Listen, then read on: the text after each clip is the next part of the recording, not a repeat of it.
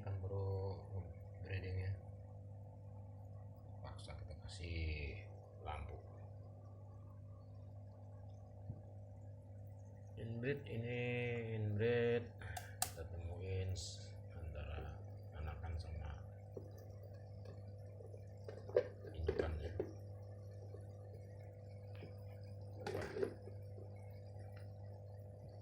Lain nih, lupa dah, pokoknya itu deh. Ini indukan yang perempuan, itu anaknya yang laki, giant ya, ini.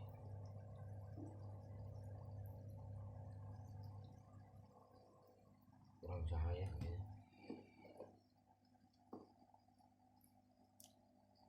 Cahaya terang.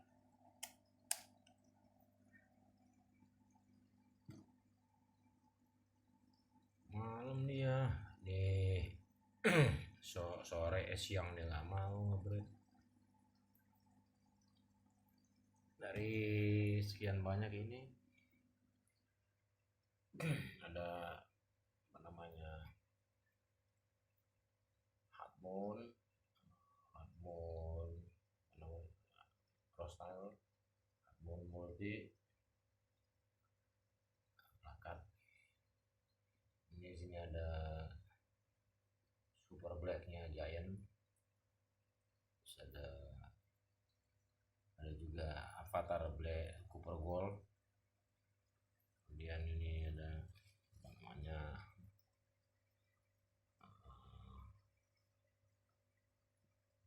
Candy Cooper gold. Yang ini Candy multi, ini multi color. Lebih dominan ke merah ya di induknya. Kalau anaknya ada yellow dari bapaknya. Kita temuin lagi antara anak sama induk ini. Lusa nanti kita temuin anakan yang cewek sama bapaknya. Ini indukan yang cewek, female. Besok kita temuin anakan yang cewek atau female dengan bapaknya yang indukan male.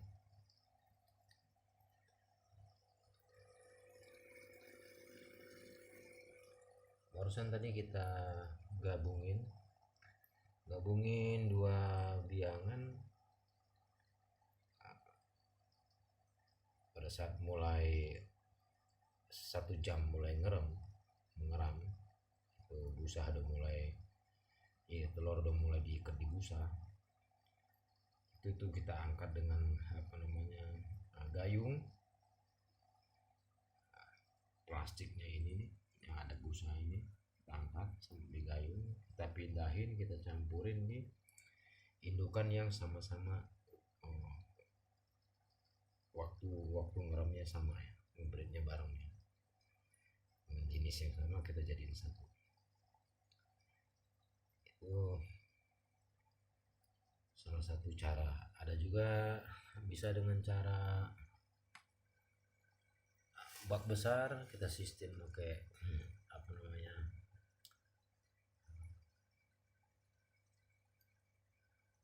tupperware ataupun dia solitaire besar yang dibolong-bolongin.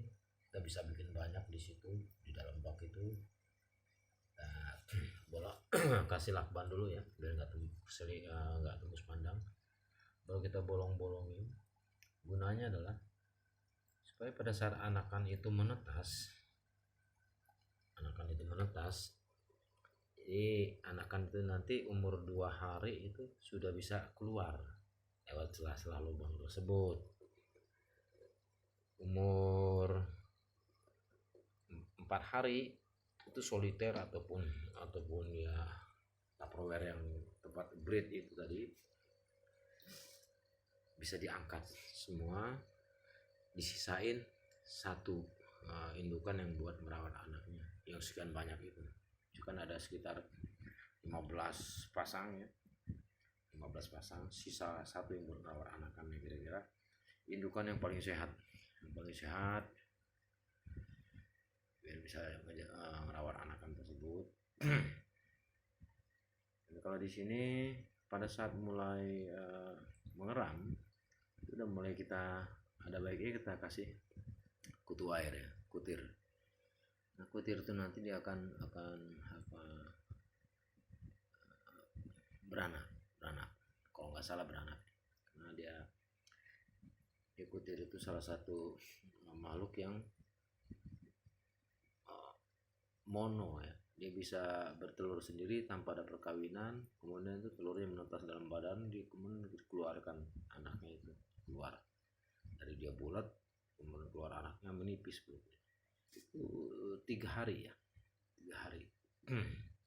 Makanya dari mulai dia ngeram itu udah kita taruh tuh kutu air itu. Jadi pada saat nanti itu ngeram netes itu umur 2 hari kan. Hari baru netes itu ikan masih ngegantung dan masih muter-muter. Itu hari kedua, 2 hari itu. Hari ketiganya itu ikan udah mulai jalan. Tapi dia masih mengandalkan kuning telur yang ada di dalam perutnya untuk makanannya. Sekali-sekali dia masih mau dia makan, tapi dia masih cukup mengandalkan kuning telur yang ada di perutnya itu tadi. Tapi untuk hari keempat ikan harus makan. Nah itu tadi pada saat kita masukin kutu air pada saat mulai ngeram, hari ketiga keempat tuh kutu air tuh udah mulai banyak yang halus, itu yang siap dimakan sama benurnya.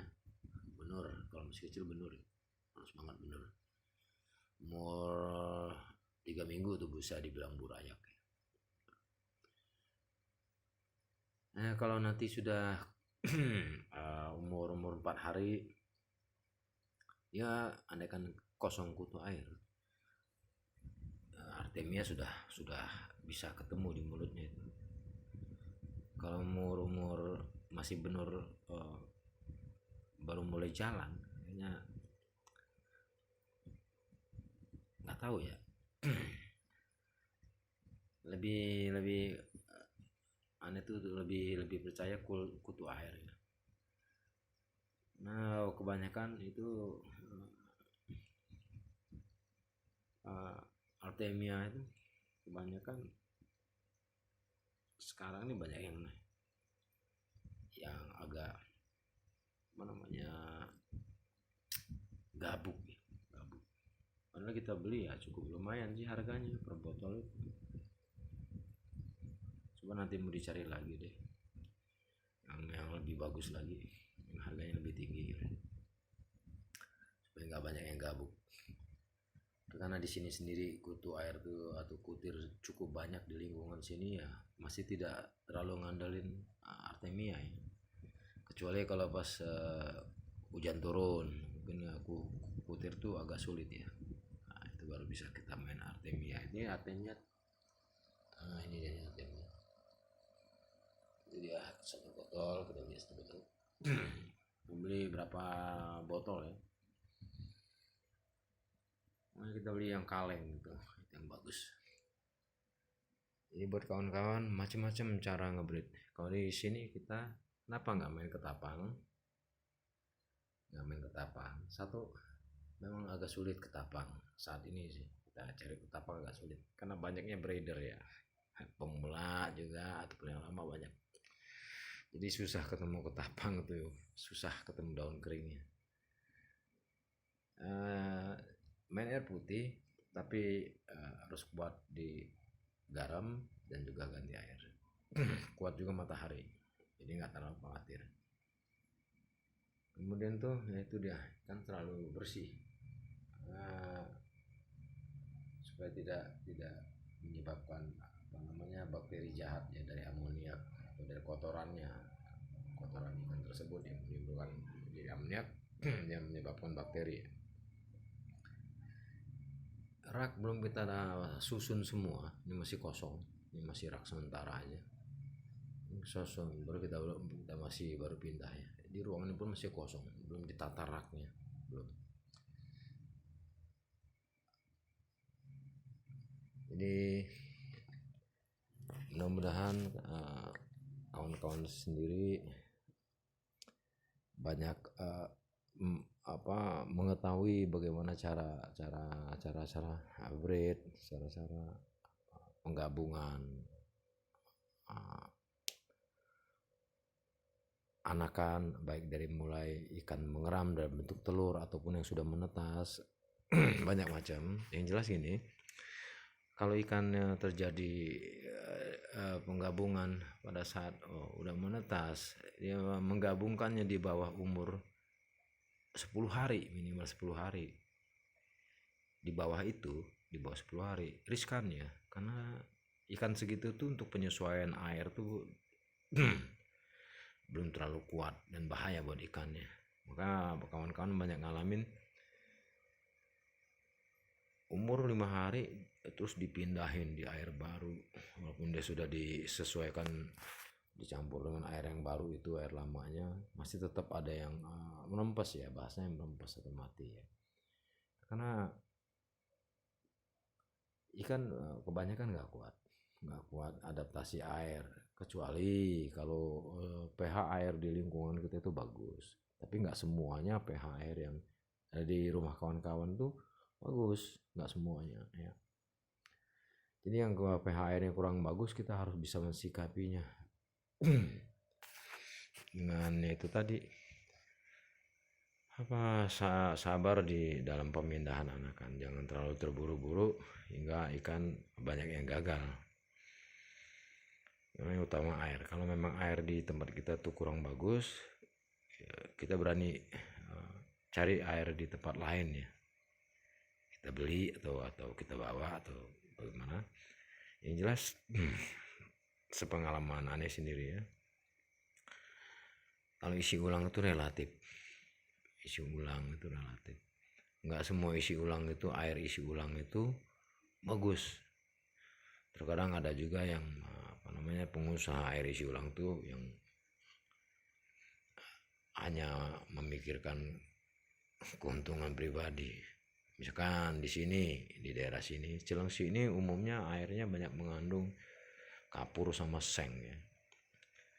Jadi untuk mendapin kapurnya, mereka bagaimana caranya biar air itu sendiri bisa bening. Sebab kalau kapur tuh air bening, tapi dalam tempo 3-4 hari itu akan timbul endapan ya, endapan bawahnya. Jadi supaya nanti nyampe ke customer tuh nggak ada endapan, bagaimana caranya? Pakai penjernih. Nah, penjernihnya itu yang bahaya buat ikan ya. Kita juga sempat ngalamin berapa indukan itu sekitar 28 ekor indukan male sama female-nya. Matinya nggak ada penyakit dan nggak ketahuan, ikan masih makan. Sampai sudah mendekati dia mati itu udah sama sekali udah malas. Ciri-cirinya itu dia ikan seperti seakan bikin busa, padahal bukan bikin busa, dia meludah.